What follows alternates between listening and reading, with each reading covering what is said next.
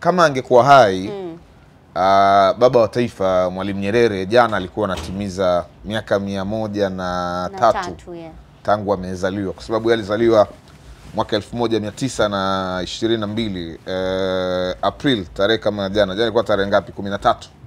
13 April. Sasa ni siku kubwa, na ndio maana umeona hata magazeti ambayo Skawa amesoma, kuna baadhi yamekuja na headline jinsi ambavyo Rais Samia amemzungumzia baba wa taifa Mwalimu Nyerere. Sasa sisi FBI tunakupa baadhi ya mambo ambayo ni muhimu sana yanayomhusu baba wa taifa, ambayo kwa bahati mbaya sijui, ila hayapo kwenye syllabus, lakini ingekuwa ni muhimu sana kwa vizazi vinavyokuja, lakini hata hivi vilivyopita vifahamu historia, sababu mengine mpaka uende labda maktaba usome baadhi ya vitabu. Cha kwanza kabisa ambacho hata mimi nilikuwa najua zamani, nilikuwa najua mwalimu anaitwa Julius Kambarage Nyerere. Na nikawa najua kwamba Julius na Kambarage ni watu wawili tofauti. Yani Julius ni mtoto wa Kambarage kama anavyoitwa Julius Kambarage Nyerere. Kumbe si kweli. Julius na Kambarage ni jina moja. Yani Kambarage ndo huyo Julius, na Julius ndio huyo Kambarage. Ni mtu mmoja. Sasa ilikuwaje mpaka ikiwa hivi? Ni kwamba wakati anazaliwa Mwalimu Nyerere tarehe 13 Aprili mwaka 1922 Butiama pale, ilinyesha mvua kali mno, yani ni mvua kubwa ilipiga, na babake na Mwalimu Nyerere alikuwa kiongozi wa Wazanaki, Chief Burito. Kwa hiyo naye alikuwa sio Mkristo, sio Muislamu, alikuwa anaabudu dini za Kiafrika, dini za Wazanaki, dini za kiungu. Kwa hiyo akasema huyu mtoto ambaye ndo Mwalimu Nyerere sasa, kwa kuwa amezaliwa kipindi cha mvua kubwa namna hii, aitwe mzimu wa mvua. Mzimu wa mvua kwa Kiswahili, yani kwa Kizanaki aitwe Kambarage. Kwa Nyerere alivyozaliwa, jina lake la kwanza kupewa na baba yake sio Julius, aliitwa Kambarage, maana yake mzimu wa mvua kwa Kiswahili. Kwa hiyo maana yake Kambarage sio jina la ukoo au jina la kwanza la baba, ni jina la kwanza ndio yeye, jina la sifa. Na ndio aliloitwa na baba yake Kambarage. Na hata wakati anakaribia kubadilisha dini sasa Mwalimu Nyerere kuwa Mkristo, wale wa misionari wa Katoliki walimfuata babake na Mwalimu Nyerere, akamwambia mimi hamwezi kunibadilisha dini, ila kama nataka kumbadilisha mtoto sawa, kwa sababu waliuliza maswali wale wa misionari, dini yenu inahubiri kuhusu upendo? Wale wa misionari akamwambia tunahubiri sisi kuhusu upendo. Akamwambia nahubiri kuhusu watu kusaidiana. Wa misionari akamwambia akamwambia na dini yangu mimi inahubiri hivyo hivyo, inataka tusaidiane, inataka tupendane.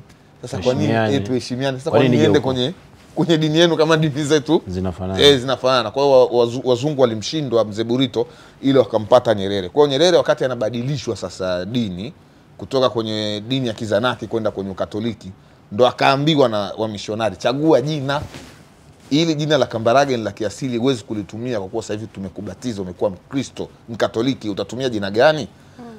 Mwalimu Nyerere alikuwa anampenda mtawala wa zamani wa Roma ambaye anaitwa Julius Caesar. Kwa hiyo akachagua hilo jina. Sasa basi mimi naomba niitwe Julius, lakini kwa heshima ya jina ambayo nilipewa na baba yangu la Kambarage sitayaacha, nitatumia majina yote. Kwa hiyo ndo hapo likazaliwa jina la Julius kama Skawa Kambarage.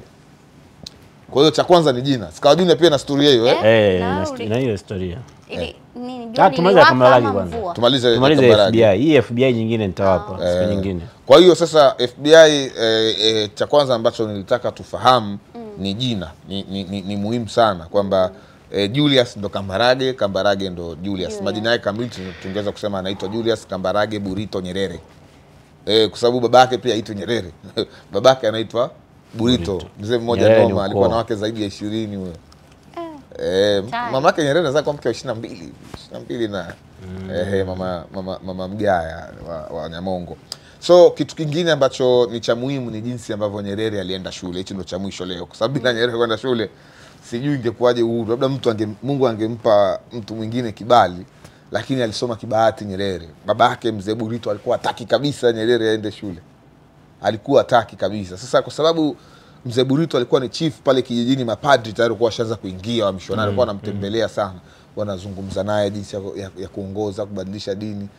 Kila siku wakiwa wanazungumza, kumbe Nyerere huwa anakaa nyuma ya mlango, anamsikiliza baba na yule missionari. Kuna wakati baba na yule faza wa kanisa Katoliki wakawa wanabishana, Nyerere akajikuta ametoka nyuma ya mlango afu akawaelewesha wakaacha kubishana. Lakini bado yule faza akamwambia babake na Mwalimu Nyerere, huyu mtoto kwa jinsi ambavyo ametatua ubishani wetu ana akili, mpeleke shule. Mzee Burito akamwambia huyu atachunga ng'ombe tu, hamna kwenda shule. Wakati fulani ndio maana Mwalimu Nyerere anapenda bao sana. Akiwa na umri wa miaka 12 alimfunga kwenye bao mzee ambaye ni rafiki yake na baba yake, ambaye mzee ndo alikuwa bingwa wa bao hapo Butiama. Ule mzee akainuka akamfuata Mzee Burito akamwambia huyu mtoto ana akili, mpeleke shule, ana kitu. Hapo ndiko ambako Mzee Burito alikubali akampeleka Nyerere shule. Kwa hiyo alichelewa sana kuanza shule. Ameanza darasa la kwanza kwa karibu na miaka 10 na. Mzee Nyerere bwana alikuwa hataki mawazo ya koloni. Ukiangalia ile historia, ukiangalia FBI aliletewa issue za na wamishonari akagoma. Akaletewa issue ya missionary, mpeleke mtoto shule akagoma. Akaja rafiki yake mpeleke mtoto shule akampeleka. Kwa inawezekana rafiki wa missionary wangepitia kwa rafiki, Mzee Burito angekuwa Mkristo. na ni kweli na kwanzia hapo, na ndo maana iko wazi hata kanisa huwa wanasema, hususan kanisa Katoliki, Nyerere ameandaliwa na kukuzwa ili kuja kuiongoza Tanganyika na kanisa Katoliki kupitia shirika lao la siri la kijasusi linaloitwa Jesuit. Wale ndio ambao wamemwandaa, wameanza kumscreen Nyerere tangu akiwa mdogo Butiama. Wakazidi kumkuza mpaka anaenda kufundisha Pugu, kumpeleka kusoma Makerere, Uingereza, mpaka baadaye wakasema sasa ni muda wa kumkabidhi huyu Tanganyika. Ingawa ndo tunamaliza, haikuwa rahisi kwa Nyerere kuongoza Tanganyika. Yalifanyika mapambano ya mashirika matatu ya ujasusi. Wakoloni wa hapa Tanganyika ambao ndo walitakiwa watupe uhuru waliitwa Uingereza. Walikuwa wamemwandaa kiongozi wao ambaye ndo waliamini anatakiwa kuongoza Tanganyika, ambaye aliitwa Thomas Mariale kutoka Moshi, kiongozi wa Wachaga. Huyu ndo alitakiwa awe rais wa Tanganyika. Wakati huo Marekani ilikuwa tayari imeanza kupata nguvu miaka hiyo ya 60, na wenyewe wakaona tunaweza tukamweka mtu wetu aongoze Tanganyika. Wakamwandaa Chief David Kidaha ambaye alikuwa chief wa Mwanza kuongoza Tanganyika. Roma wa Katoliki kupitia shirika lao la kanisa sasa la Jesuit, ndipo ambapo wakamwandaa Nyerere, wakasema huyu ataongoza Tanganyika. Historia inasema shirika bora la ujasusi duniani ndilo lililoshinda hii vita, na mwisho wa siku Nyerere akafanikiwa kuwa rais wa Tanganyika na kuwabwaga MI6 ya Uingereza kupitia kanisa Anglikana, kwa sababu Uingereza dini kubwa ni Anglikana, yani dhehebu kubwa ni Anglikana. Kwa hiyo Anglikana walitaka Mariale ndo awe rais. Alafu kule Marekani ambao wengi ni wa Pentekoste, wa Kristo hivyo Pentekoste ambao sio wa Lutheran wala wa Katoliki, wengi wao walimwandaa David Kidaha akitaka ndo awe rais.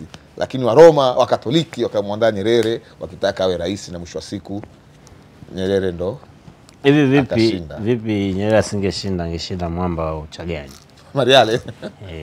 Nafikiri sisi tungekuwa wapi? Na huyu Mariale ndio kwa story yake moja. Nafikiri sisi kuna mwamba wa Uchagani mmoja. Unafikiri Urasa angekuwa hapa sasa hivi? Ndio maana Urasa angekuwa hapa sasa hivi. Na niliminja sasa wewe kinabo sasa huyu Malia huyu unafikiri Malia angekuwa kushinda. Walijua Morning Bantu.